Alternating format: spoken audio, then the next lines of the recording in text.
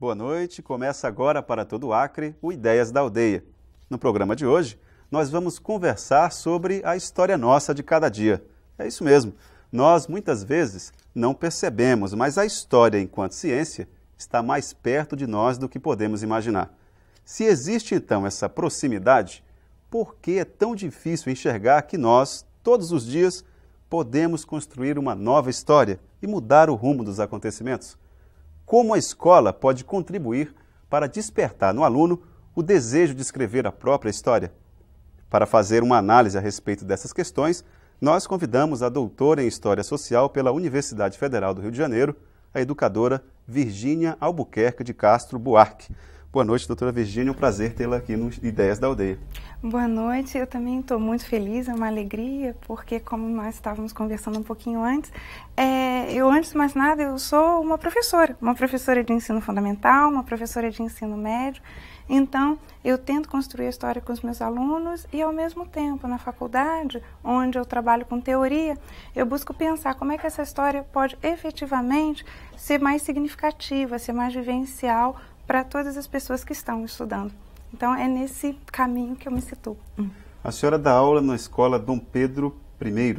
Segundo, isso, ela é uma escola histórica, digamos assim. Ela foi fundada no Segundo Reinado e ela, na verdade, no finalzinho do período regencial, então ela tem mais de 150 anos, é uma escola federal e é uma escola que no Rio, ela então tem um compromisso muito grande de tentar manter o que a gente chama de qualidade de ensino, de excelência do ensino, mas sem que essa qualidade, essa excelência signifique elitização, privilégio.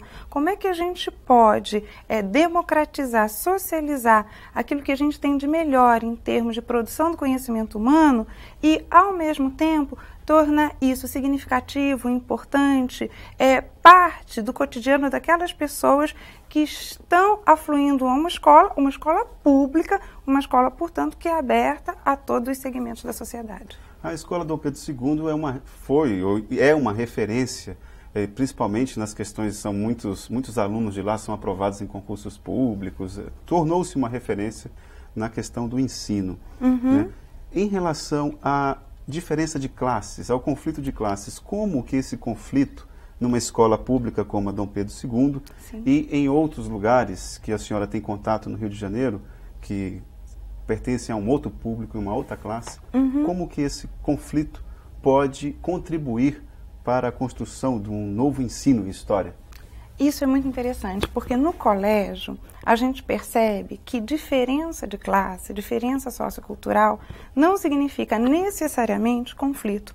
Na maioria dos casos é a mesma coisa, porque as pessoas estão numa sociedade tão excludente em que, como elas não têm condições de trocar de verdade, como elas não têm condições de estabelecerem uma convivência de reciprocidade, essa diferença resulta em conflito. Mas veja que coisa interessante. No colégio nós temos 2 sistemas de ingresso. Um para crianças que estão iniciando a alfabetização. E aí, nesse momento, é por sorteio. E nós temos crianças de todos os segmentos sociais por sorteio, mas como, infelizmente, a nossa sociedade tem uma concentração de renda muito grande, o número de crianças que tem uma renda menor é bem maior no colégio. Gostaria eu que todos tivessem ótimas rendas, mas a gente percebe que há uma afluência de pessoas que passam por esse processo de empobrecimento maciço. Quando nós estamos na 5ª série, há um concurso de ingresso, e a mesma coisa para o ensino médio.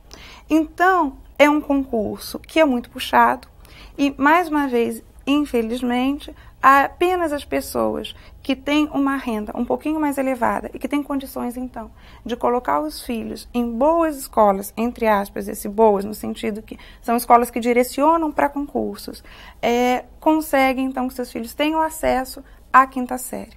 Então, eu que dou aula no ensino fundamental de História, a partir de 5ª série, eu tenho na minha sala de aula 2 grupos completamente distintos.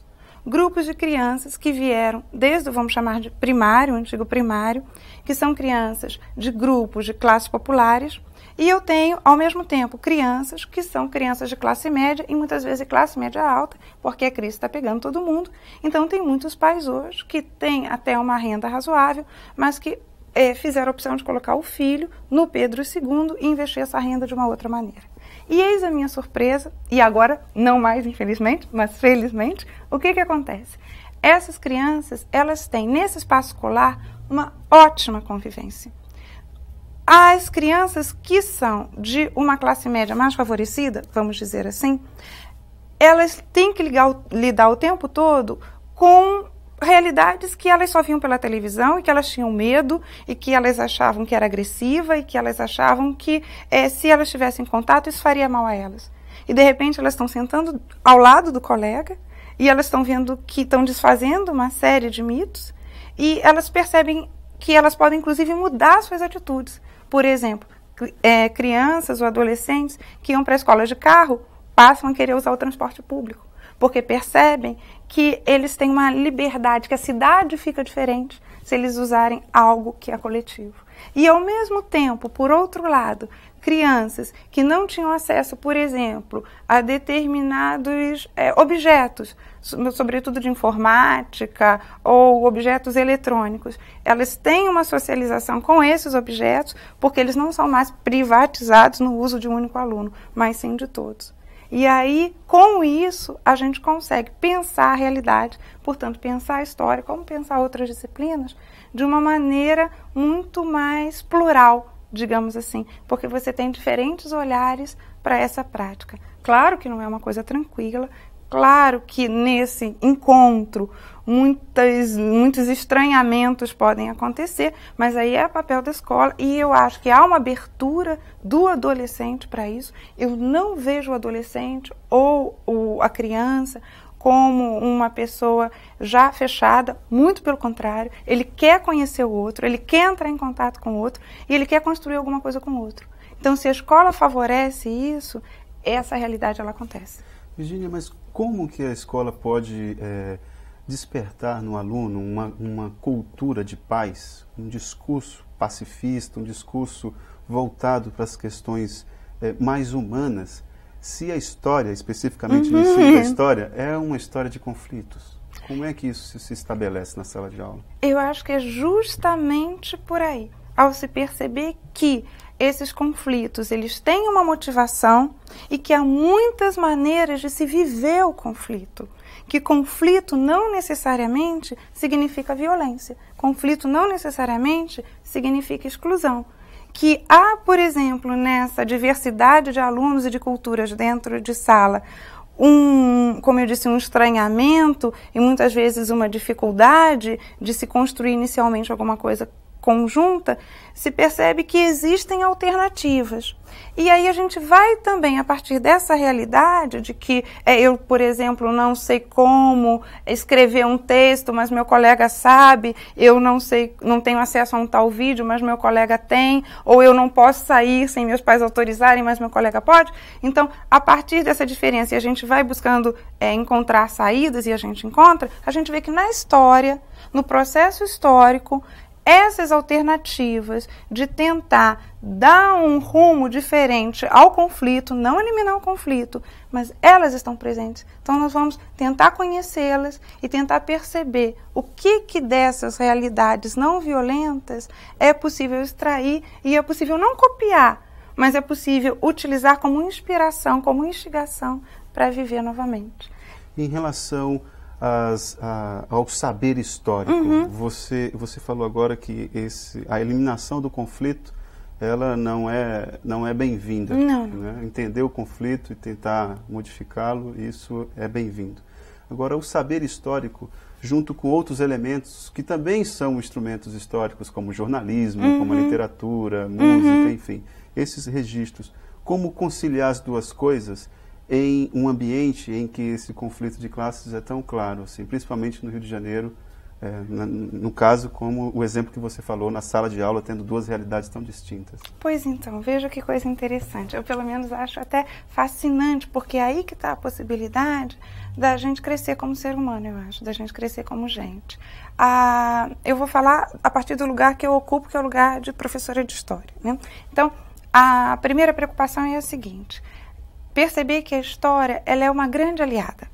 É uma grande aliada porque se nós temos limites, nós temos muitos no nosso cotidiano, a história permite a gente, em primeiro lugar, não ficar presa nesses limites. Se eu conheço a história, eu posso ampliar meu universo e não só ampliar com mais informações, ampliar quantitativamente. Eu posso sentir coisas diferentes, eu posso vivenciar dentro de mim emoções, encantamentos, esperanças que dentro daquela minha realidade eu teria dificuldade naquele momento de experimentar, digamos assim. Então a história me faz...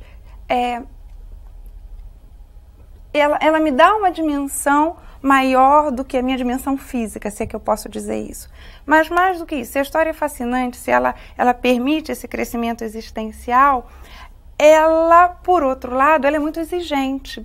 Não se faz história de qualquer maneira. O fato de que a gente considere que qualquer pessoa, desde que deseje, que busque isso, é capaz de fazer história e de reescrever sua própria história, não significa que ela possa fazer isso de qualquer forma.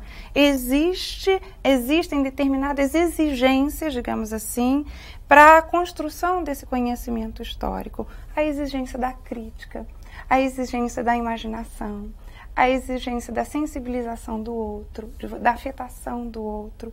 E então, isso torna aquele saber sobre o que aconteceu não uma mera descrição, não um mero sumário dos acontecimentos, mas um saber histórico que faça sentido. Saber histórico é um pouco isso. É traduzir aquela realidade em conhecimento e tornar esse conhecimento significativo para as nossas vidas. Então, o que a gente faz em sala de aula? A gente tenta dar pistas para se fazer essa história, esse conhecimento histórico, que é diferente, como você disse, do jornalismo, da literatura.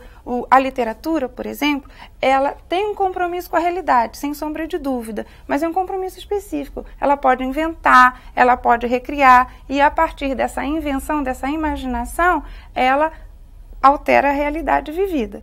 A história, ela tem um outro compromisso com a realidade, que é o compromisso com a crítica, que é um compromisso com escutar a voz do outro, a voz que ficou naquele vestígio, naquele documento, não manipular, não deturpar e, ao mesmo tempo, reinterpretar isso e tornar essa realidade significativa. Virgínia, só para concluir nosso primeiro bloco, quais são os resultados que, a partir dessa dinâmica, dessa didática, dessa forma de enxergar a história, quais são os resultados que você já conseguiu observar na tua realidade lá no Rio de Janeiro?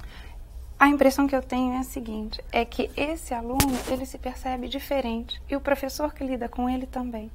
A gente acha que a gente chega na escola com aquela expectativa de que a gente vai conhecer mais e que talvez a gente conheça melhor, que a gente possa interpretar um pouco melhor a realidade. E de repente a gente percebe que nós somos capazes de ter o nosso próprio olhar sobre a realidade e não simplesmente interpretar o olhar do outro, e que ao ter o nosso próprio olhar sobre essa realidade, a gente pode sociabilizar esse olhar. A gente pode escrever em diferentes linguagens, a gente pode fazer uma pintura, a gente pode escrever um texto, a gente pode escrever um livro. E que isso pode ser importante não só para a gente, mas também para outras pessoas. Então, a gente percebe que a nossa existência, o nosso potencial de atuação como ser humano, ele é amplo e que a gente pode viver isso se a gente quiser. E isso em qualquer região, tanto lá no Rio de Janeiro quanto no Acre, em qualquer canto, não é isso? Pois a minha surpresa não foi chegar aqui, participar de um seminário e perceber que o trabalho dos meus colegas é fantástico, incrível, um trabalho que eu desconhecia, porque infelizmente na educação às vezes a gente tem esses problemas. A gente focaliza um pouco a nossa realidade e a gente nem sempre tem acesso ao que está acontecendo em outros estados, em outras escolas. E foi uma grata satisfação perceber que a gente está trabalhando junto. Às vezes, muitas vezes sem contato, mas com a mesma motivação, com o mesmo empenho e também com resultados muito satisfatórios, eu diria assim. Virgínia, nós vamos fazer um breve intervalo, mas voltamos já já. O Ideias da Aldeia faz um breve intervalo e voltamos com a historiadora Virgínia Buarque.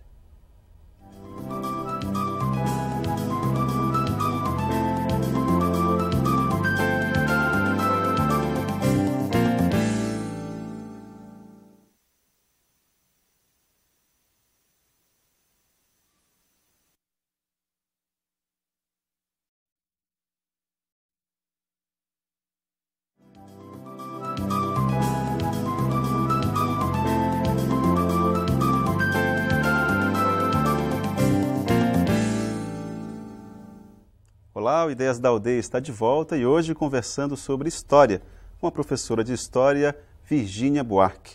Professora, nós terminamos o primeiro bloco falando a respeito da sua surpresa, que foi em conhecer a realidade educacional do estado do Acre.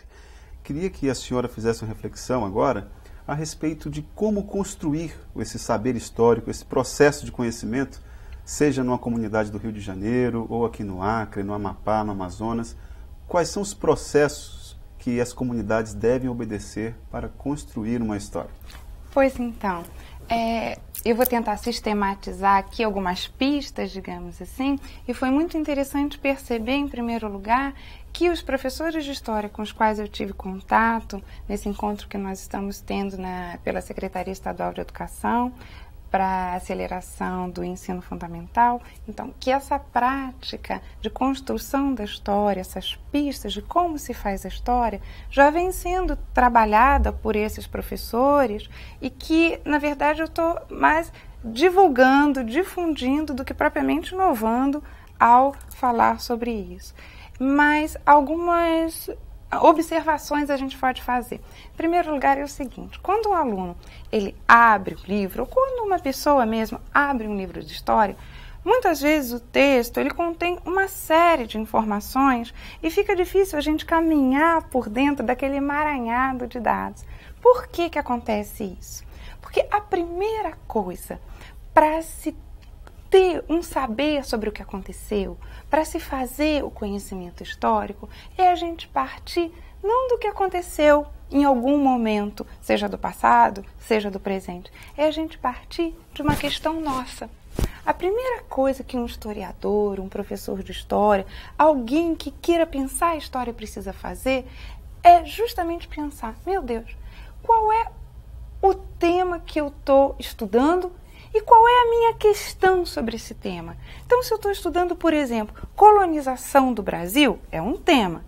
Quais são as questões que estão envolvidas nesse tema?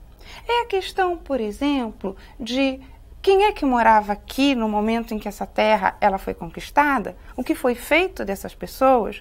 É a questão de que, mas por que essa terra foi conquistada? A questão é que relações de poder estão estabelecidas, e a gente pode ir fazendo uma série de questões, mas nunca a gente se prende apenas ao assunto, ao tema que é trabalhado, mas a gente se pergunta: o que nesse tema é importante? O que nesse tema efetivamente mexe comigo? O que nesse tema eu gostaria de saber? O que é significativo para mim? Se eu tiver clareza do problema, da minha questão, eu começo a pensar a história a partir de um foco e aquela história ganha uma vida, ganha um dinamismo que ela vai ser representativa. Antes não, antes ela era um amontoado de informações. E se eu tiver então clareza de quais são as minhas questões ou o meu problema principal, aí o que eu faço? Eu parto para as fontes. É muito importante que o historiador, o professor de história, aquela pessoa que se interesse pela história, busque escutar a voz do outro. Porque a gente não tem mais contato com o que se passou. A história, enquanto experiência, ela não pode mais ser apreendida. Ela só acontece uma vez. O que você tem contato é com os vestígios, os registros, os indícios que foram deixados. Você tem contato com as representações. Mas essas representações contêm essa voz, essa alma das pessoas que viveram aquela experiência. Então, eu não posso me contentar apenas em ler as traduções, as sínteses, as interpretações do que se passou. É muito importante que eu vá à voz de quem viveu. Então, a gente chama isso de fontes. Vamos procurar as fontes, vamos interpretar essas fontes. E aí tem diferentes fontes com diferentes linguagens. Imagina, por exemplo, um objeto. Um objeto fala de um jeito. Uma pintura, uma fotografia, ou seja, uma linguagem visual, fala de outro. Quantos textos escritos de diferentes estilos você tem? Eles falam de outro.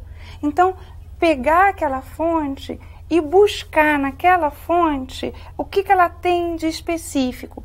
Se é uma linguagem visual, como é que eu vou entender essa fonte? Que elementos, por exemplo, tem nessa foto, nessa pintura? Por que ela tem essas cores? Quem é que fez essa fonte?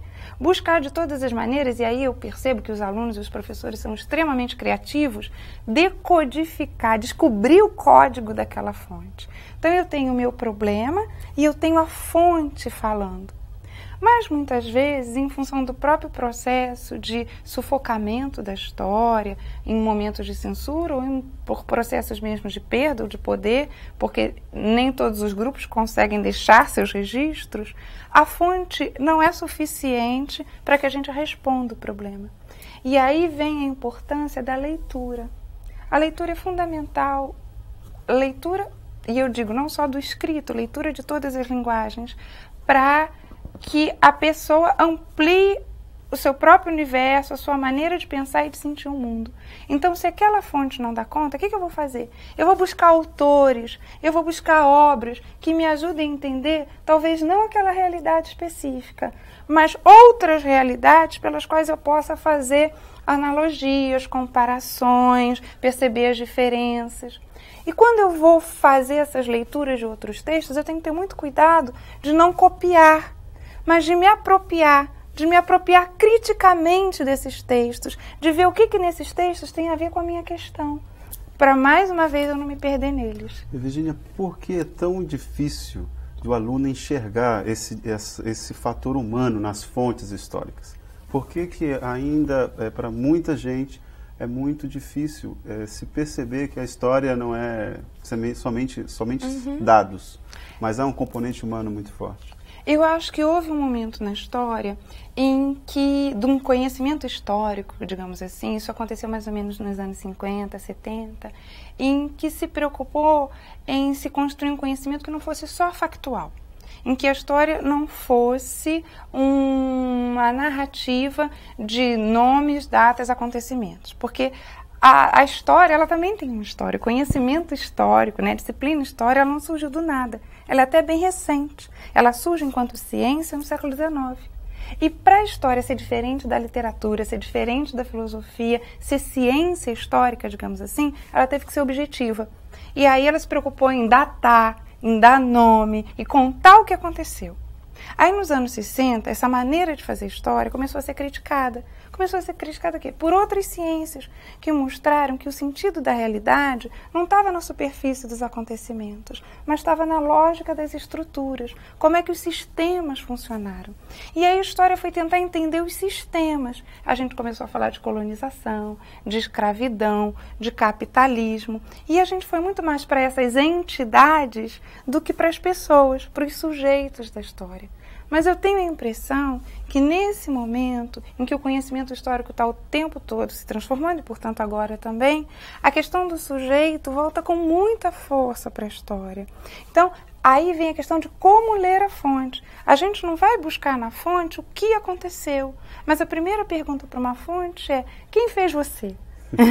E aí, a partir quando aquela pessoa te escreveu, ou quando aquela pessoa fez aquela pintura, ou quando aquela pessoa fez aquele objeto, como é que ela pensava a vida? Como é que ela sentia a vida? Qual é a ideia que está dentro daquela fonte para aquela pessoa? Porque uma fonte não existe para contar a realidade. A fonte existe para contar a realidade sob o olhar de uma determinada pessoa. Então a história, me parece que ela está se humanizando.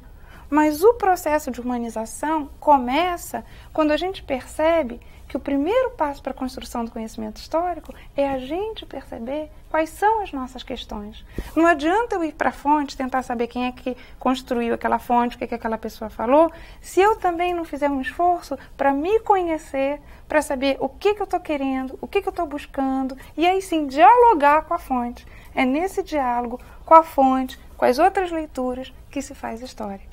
Sem querer ser preconceituoso, mas na época em que nós estamos vivendo, início do século XXI, é uma época historicamente privilegiada. Vivemos um ambiente de crise em todas as esferas, né? Política, econômica, social. Nesse ambiente de crise, é um ambiente privilegiado do ponto de vista histórico? Por quê? A impressão que eu também tenho nesse momento, porque são sempre interpretações, impressões, mas E a esperança, de certa forma, que eu também tenho é a seguinte, é que é um momento privilegiado para se fazer história. Talvez seja mais do que nunca o momento indicado para essa produção do conhecimento histórico. Porque o que a história faz? Ela tira a gente daquele lugar isolado, daquele olhar sobre a realidade, que muitas vezes parece fragmentário, superficial, e faz você perceber que aquilo ali tem um sentido, tem uma lógica. Que aquele aparente absurdo, ele está sendo motivado por situações muito concretas. E que se eu conheço essas situações, eu posso então tentar me organizar para me colocar perante elas, me posicionar e até, se for o caso, tentar transformá-las ainda que a nível local. E eu acho que mais do que isso. Existe uma sensibilidade contemporânea, me parece, que é muito dolorosa. Que talvez seja tão dolorosa quanto a sensação de empobrecimento, que é a sensação de solidão. As pessoas hoje, elas estão muito sós, elas percebem o mundo, elas não sabem o que fazer perante esse mundo, elas não sabem com quem falar sobre isso, e elas muitas vezes têm dificuldade de falar com elas mesmas, porque elas têm tantas atividades para desempenhar que o próprio fato de você se dar o direito de construir um sentido para a vida fica um pouco relativizado. Me parece que a história é um instrumento, digamos assim, para que você possa entender o mundo, se colocar perante o mundo, romper com a sua própria solidão e ser mais feliz. E o passado, voltando um pouco à questão das fontes históricas, como é que o passado pode nos ajudar a construir uma nova história? As nossas referências, elas continuam tendo esse caráter mais positivista? E de que forma esse passado pode nos ajudar a ter uma história construída ali no dia a dia, no cotidiano mesmo? Eu te responderia da seguinte forma. Eu acho muito importante que seja um sujeito, seja um grupo, um movimento, uma etnia, ela nunca se perceba isoladamente. A gente constrói a nossa própria identidade em relação a alguma coisa. E, sobretudo, em relação a um outro. Porque a gente não está sozinho. A gente se faz a partir de algo, a gente se faz em nome de alguma coisa, a gente se faz tentando essa relação, esse vínculo com o diferente. O passado, para a gente, é o diferente. E, ao mesmo tempo, é aquilo que nos constituiu. Então, o que a gente faz com esse passado? A gente busca conhecê-lo não para preservá-lo, a gente busca conhecê-lo para saber o que, a partir dele, é possível potencializar o que a gente é hoje e o que também é necessário modificar, o que é possível modificar para a gente se dar o direito de ser algo novo. Então, a relação com o passado é fundamental para a nossa identidade, mas não para nos aprisionar, mas para justamente ampliar os nossos horizontes. Virgínia, a produção da Ideias da Aldeia agradece muito a sua participação aqui no nosso programa. Eu agradeço muito a vocês e gostaria de reafirmar o quanto eu estou feliz de poder trocar com os educadores do Acre, com os professores, com os alunos e a minha esperança de que, através disso, a gente venha realmente a fazer uma história melhor. Mais uma vez, obrigado. Bem, para você que nos acompanhou em uma das cidades acreanas, depois dessa reflexão a respeito do nosso saber histórico e do nosso fazer histórico, conto com a sua participação no nosso próximo programa. Até mais.